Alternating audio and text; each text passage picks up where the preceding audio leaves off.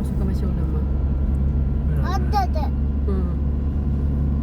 ብሎ ውሃ እያጠጡ የተንከባከቡ ነው ማለት ነው። ታዲያ ማርያም ይባቻው እግዚአብሔር እኔ እኮ መቼም እንደ ይሄ በዚህ ፍጥነት ይሄ መንገድ መሰራቱ ነው አንደኛ ሁለተኛ መቼም እኔ ድንጋይ ማን ነው አስፋልት ይገባል ብዬ አስቤ አላውቅም። እግዚአብሔር ነው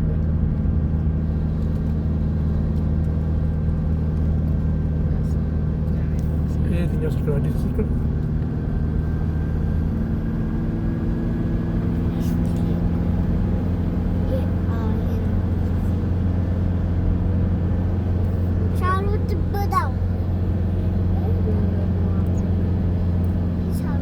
እኔ እኮ አስብ ነበር እዚህ አካባቢ መሬት እንገዛ ማለት ነው።